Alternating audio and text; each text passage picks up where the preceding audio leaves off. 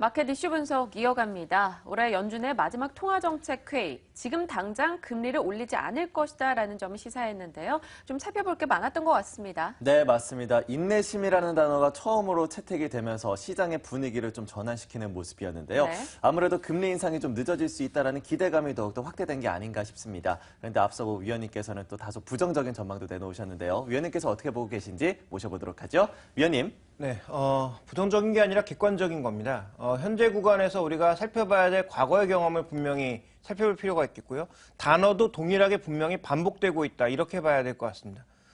준비된 그림을 보시면 지난 2003년의 경험인데요. 그때도 분명히 단어의 선택이 지금과 동일했습니다. 이 상당 기간이라고 하는 considerable rate가 있다가 그것이 이제 인내심으로 바뀌었다가요. 그리고 5월 달쯤에 본격적인 상승 모드로 돌아섰다라는 단어가 실리기 시작하면서 바로 그 다음 달에 금리가 인상됐습니다. 근데 이번에도 동일하게 움직이고 있다라는 거죠. 2003년도 12월 달까지 상당 기간을 유지했다가 1월 달에 이 인내심이라는 단어로 바꿨는데 이번에는 한 달 정도 빠르게 바뀌고 있는 거고요. 또 하나 우리가 좀 주목해야 될 점은 어떤 시점에 바뀌었느냐. 장단기 금리 차가 빠르게 축소되는 시점에 바뀌었다라는 것인데요. 지금도 동일하게 장단기 금리가 축소되고 있다는 거죠. 장기 금리 떨어지고 있고 단기 금리는 올라가면서 장단기 금리 차가 떨어지고 있는 시기, 단어의 선택은 지난 2003년, 4년의 선택과 똑같았다라는 점을 고려해 봤을 때 결국은 연준은 바뀐 게 아무것도 없다. 그냥 나아지고 있는 경제지표, 주변 상황에 따라서 자신들의 길을 걷고 있는 것이다. 다만 그때와 다른 것은 경제 탄력이 둔화될 가능성이 있다는 점에서 속도 조절 정도 아니면 주변 상황을 보고 한 번 정도는 늦추거나 조절할 가능성은 있지만 지금 연준이 마치 이러한 양적 완화 대책을 계속 유지하거나 추가 양적 완화를 내놓을 것처럼 호도하는 것은 제가 보기엔 조금 오버에 가깝다라고 보고 있고요. 그렇다면 연준의 뉘앙스는 별로 바뀐 게 없다. 그리고 오늘 금융시장에서의 또 하나 중요한 시사점은 바로 달러였습니다.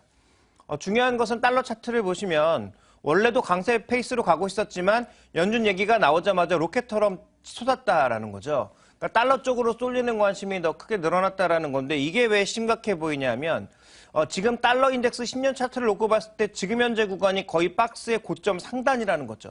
만약에 이걸 깨고 올라가게 되면 달러가 과연 어디까지 올라갈지 예측이 불가능하다라는 것이고요.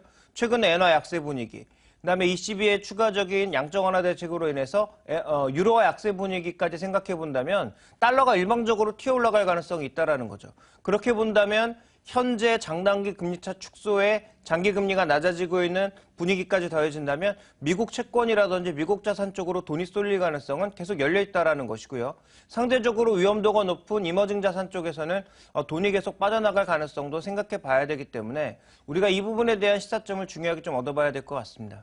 네, 일단 연준은 스스로 자기 길을 걸어가고 있는데 우리끼리 너무 좀 포장을 해가지고 확대 해석하는 것은 좀 막아야 되지 않을까 싶습니다. 네. 기대감을 좀 낮춰보면서 전략 객관적으로 세워보시고요. 달러 강세 부분도 짚어주셨는데 그럼 국내에서 이 환율 변동성을 감안해서 이번 연준의 이슈 어떤 식으로 반영이 될까 그게 제일 궁금한데요. 네, 단기적으로는 1900선 지지선 확인 정도에는 도움이 되겠지만 네. 이게 방향을 바꿀 만한 그런 이슈냐. 어제 분명히 말씀드렸다시피 오늘 뭔가 아주 드라마틱한 이벤트가 있어야 시장의 방향을 전환시킬 수 있다라고 말씀드렸는데 그런 드라마틱한 부분이 어디에도 없었다라는 거죠. 그래서 아까도 언급드렸지만 오늘 미국 시장이 탄력적으로 반등한 건 그동안 고점 대비해서 한 5, 6% 빠졌기 때문에 반등을 할 수 있었던 겁니다. 반대로 미국 증시가 계속 고점 라인에 했었다면 오늘 그 얘기를 보고 실망하면서 오히려 내렸을 거예요. 그래서 전체적으로 우리가 시장에 대한 기대감을 가질 수 있는 건 1900선 지지선 정도를 확인할 수 있는 단기 모멘텀, 아주 짧은 모멘텀 정도로 제공했다라고 봐야 될 것 같고요. 시장의 방향에 변화를 줄 수 있는 큰 모멘텀은 여전히 나오지 않고 있다. 여전히 지지부진한 시장이 이어질 것이다. 외국인 매도 방향도 쉽게 바뀌진 않을 것 같다. 이렇게 봐야 될 것 같습니다. 네, 일단 반등의 한계점도 시사해 주셨습니다. 좀 살펴봐야 될 것 같고요. 새벽에 또 출근을 하는데 라디오에서 러시아에서 환율 부분에 대해서 정부 측에서 방어하는 움직임이 나타났다라는 소식이 들었습니다. 맞습니까? 네, 맞습니다. 러시아 중앙은행에서 단기적인 완화 조치를 했고요. 또한 재무부에서는 외환자산을 팔면서 달러화를 더욱더 축적하는 데 지금 모습을 보여주고 있는데 네. 루블화 방어에 적극적으로 나섰습니다. 이 같은 흐름들 일단 어떻게 좀 해석을 하면 좋을까요? 갈 때까지 갔다라고 봐야 되겠죠. 이제 물량 싸움으로 들어갔습니다. 원래 가격 싸움이었죠. 금리를 계속 올려서 어떻게든 루블화를 방어하려고 했는데 이게 지금 가격 싸움으로도 안 되고 거기다가 이제 정치적인 싸움으로 변질이 돼서 오바마가 그동안 이뤄놓은 게 하나도 없다.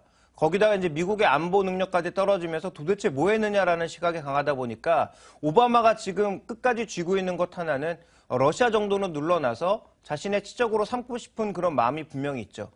그러다 보니까 현재 구간에서 오바마는 더욱더 강하게 러시아를 압박하고 있고요. 러시아는 반대로 푸틴이 뚝심을 보이면서 계속 버티기로 일관하고 있습니다. 근데 이 버티기로 일관하던 것이 처음엔 금리를 올렸는데 금리를 올려도 제어가 안 되다 보니까 물량 싸움으로 들어간 거죠. 러시아가 과거 대비해서 분명히 외환 보유고가 많아졌지만 과연 물량 싸움으로 갔을 때 이길 수 있을지는 미지수라는 것입니다. 그래서 갈 때까지 갔기 때문에 과거 BOE, 영란은행과 이 조지 소로스의 싸움에서 결국 조지 소로스가 이겼던 것처럼 결국 이런 물량 싸움으로 가게 되면 결국 누가 더 힘이 세느냐의 문제인데 금융시장에서의 아무래도 능력은 러시아보다는 미국이라든지 환투기 세력들이 더 커질 수 있다는 점에서 또 이 움직임을 보고 거기에 적극적으로 투자하는 일종의 헤지펀드들이 이길 가능성이 높다는 점에서 오히려 더 우려스럽다라고 봐야 될 것 같습니다. 단기적으로 이거 보고 뭐 유가 관련주도 오르고 유가만 안정되지 않았냐 이렇게 생각할 수도 있지만 그 역의 부분도 분명히 좀 고민을 해봐야 된다. 러시아의 외환 보유고가 과연 무한정 있느냐라는 부분. 그리고 만약에 러시아가 극단적으로 얼마 갖고 있지도 않은 미국채를 막 던지면서 투매 물량을 보였을 때 과연 국제금융시장의 변동성은 또 확대되지 않을지 그런 부분들에 대해서 좀 주의가 필요할 것 같고요.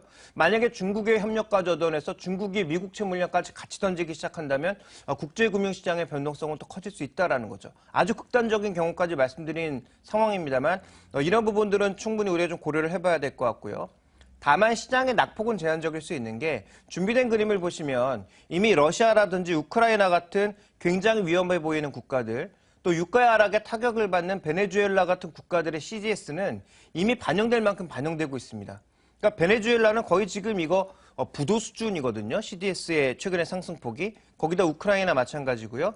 그리스, 러시아 등 위험해 보이는 국가들은 이미 이런 여러 가지 위험들을 다 선반영하고 있다는 점에서 추가적인 낙폭은 좀 제한적일 수 있다는 점이 그나마 다행인 거고 다른 나라 국가들도 지금 보시면 카자흐스탄을 비롯한 러시아 주변 국가, 러시아 아직도 빌붙어 있는 국가들은 굉장히 위험도가 높아지고 있다는 점 그리고 포르투갈을 포함해서 픽스, 그 유럽의 돼지들도 여전히 회복하지 못한 상황에서 빌빌거리고 있다는 점을 우리가 좀 냉정하게 살펴봐야 될 것 같습니다. 그래서 이런 여러 가지 상황들을 좀 놓고 봤을 때 지금 러시아가 안정화될 것이다. 그리고 러시아의 루블은 안정화되고 유가도 이제부터 반등할 것이다라는 생각은 굉장히 순진한 생각이다. 아직까지 팽팽한 기싸움은 멈춰지지 않았고 물량 싸움으로 가서 한 명이 쓰러지게 되면 이때부터의 파급 효과는 더 커질 수 있다는 점을 주목하셔야 됩니다.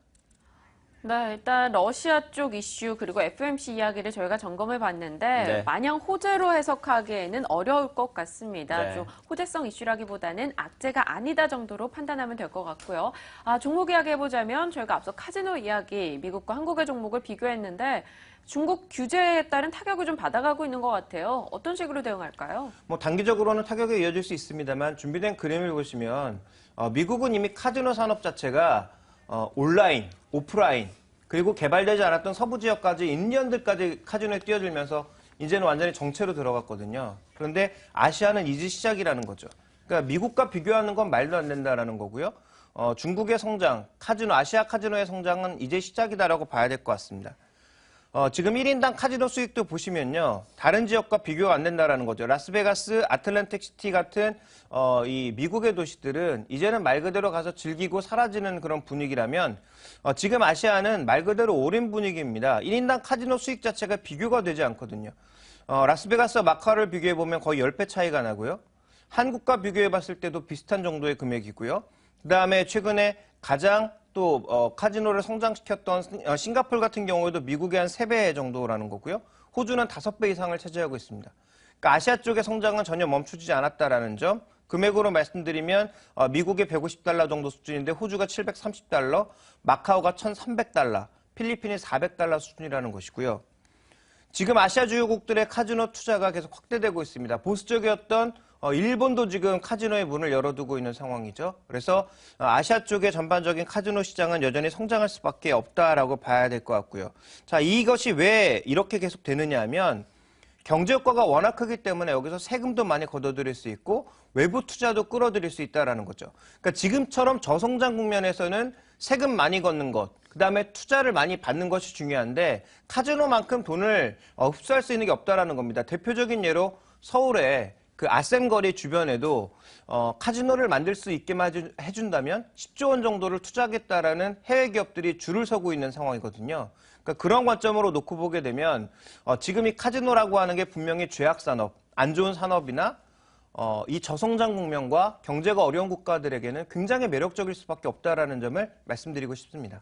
자, 그러면 일단 아시아 시장에서의 카지노 시장의 성장 가능성은 상당히 좋다라고 볼 수가 있을 텐데 네. 저희가 브리핑할 때 말씀을 드렸습니다. 저가 매수에 나서야 할까 아니면 좀 더 빠질까? 이 같은 의견들이 좀 나오고 있는데요. 앞으로 어떠한 투자 전략이 가능하다고 보십니까? 단기적으로는 좀 더 빠진다, 장기적으로는 사야 된다라고 보고 있는데요. 그 관점에서 우리가 좀 살펴봐야 되는 건 준비된 그림을 보시면 중국에 지금 천만장자 이상의 부자들이 비율로 놓고 봤을 때 인천공항에서 1시간 반 내 거리에 무려 30% 넘는 사람들이 살고 있다는 거죠. 근데 이 사람들이 마카오 가는 것보다 인천공항으로 오는 게 훨씬 가깝다라는 것입니다. 그래서 이 사람들이 앞으로 개발만 많이 해놓으면 한국으로 더 찾아올 가능성은 높다라는 것이고요. 실제로 파라다이스 시티, 영종도에 나타나고 있는 파라다이스 시티 같은 경우에는 복합 리조트죠. 그래서 기업들도 들어오고 관련된 컨퍼런스 센터도 들어오고 뭐 호텔도 있고 카지노도 있는 대규모 센터고요. 건설이 되고 난 이후에 실제 이익이 2017년부터 일부 발생하기 시작하기 때문에 여기에 투자하고 싶은 분들은 지금부터 사야 된다라고 보고 있고요. 또 현재 지금 파라다이스 시가 대비해서 배당액이 그렇게 낮은 수준이 아닌 만큼 배당 투자 관점에서도 매력이 있다라고 본다면 저는 장기 투자 관점에서는 파라다이스는 오히려 조정시마다 사야 된다. GKL보단 파라다이스를 사자라고 말씀드리고 싶고요. 단기 투자는 답이 없고 장기 투자에 답이 있다. 이렇게 말씀드리겠습니다. 네, 긴 시각으로 접근하자. 일단 파라다이스는 저가에서 분할 매수 관점으로 대응해보자까지 정리해보겠습니다. 시장에 대해서 쭉 이야기 나눠봤는데 전략도 챙겨봐야겠죠? 네, 부진한 시장에서 이길 수 있는 전략, 오늘장 선전략에서 이어가시죠.